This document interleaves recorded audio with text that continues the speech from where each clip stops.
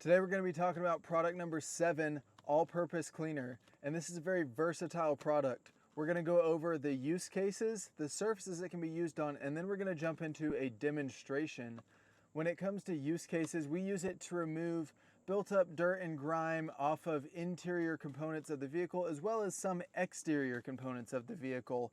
It's mainly used to remove dirt, not necessarily to finish the detail, but it's a great cleaner. When it comes to surfaces you can use it on a lot of surfaces. You can use it on plastic, rubber, vinyl, leather, fabrics, carpet, and a few other random materials like Alcantara that you'll find inside of a vehicle.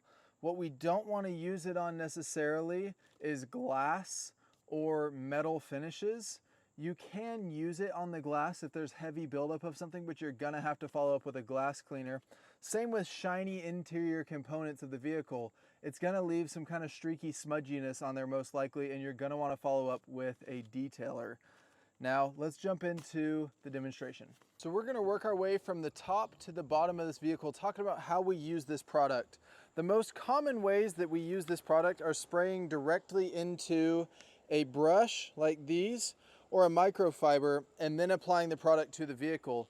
It can be sprayed directly onto the vehicle, but we'll talk about that in a little bit, as it's not the most optimal situation. When using it to do larger, less dirty surfaces, I like to just go with the microfiber. Simply mist some of the product onto the microfiber, and then we're going to wipe down like so,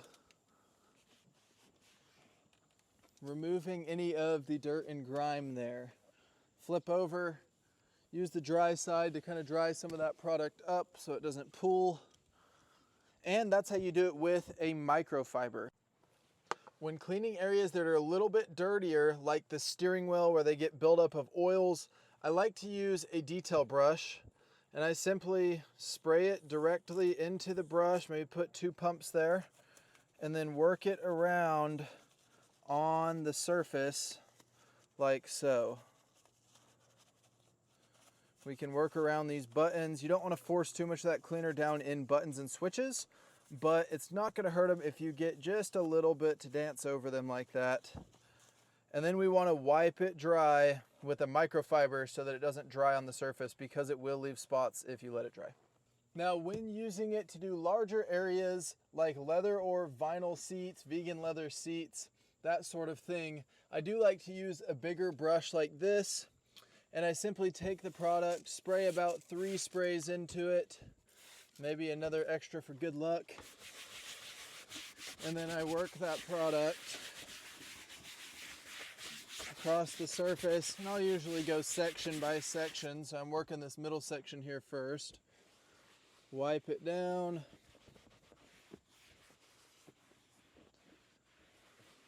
And move on to the next section. Now, I do try to avoid spraying it directly onto the vehicle whenever possible, because it can leave some streakiness and lines when you do that. But there are some instances where it is necessary, and we're going to jump into those now. Anytime you have extremely dirty areas like cup holders, rubber mats, or even brake and gas pedals, you want to use this product sprayed directly onto it. Let's talk about those cases. I will spray it directly on like so. You're going to get some overspray back there, so it's optimal to do this before. And then spray a little bit in your brush as well. You want to use a different brush than what you're using for everything else, as to not get your nice brushes dirty. Maybe use an old one for this. And then simply wipe it off. Now, you want to make sure that you get this good and wiped off of the pedals, because when it's not wiped completely off of the pedals, it can reactivate if they were to have wet shoes, and it can make the pedals more slick. So you want to wipe them really good. So cup holders are a prime example of when you're going to spray it directly into the surface, or onto the surface rather. And I get a decent bit down in there.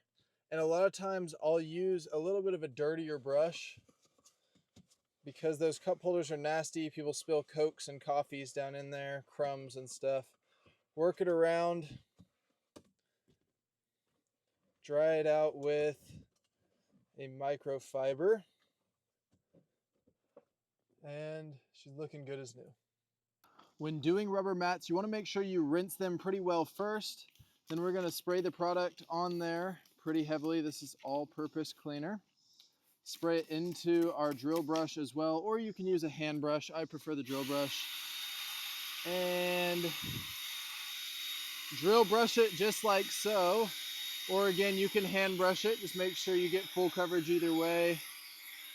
And then you want to make sure you rinse the product thoroughly. I prefer to use a pressure washer, but if you don't have one, you can use a hose.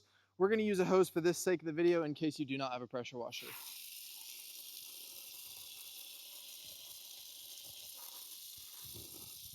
Thanks for coming along to talk about product number 7, all-purpose cleaner. If you have any questions, drop them in the comments. We'll make sure to answer. And when you're using this product in the sun, make sure to work quickly. Don't let it dry and work in small areas. The same rules and methods apply to exterior plastics.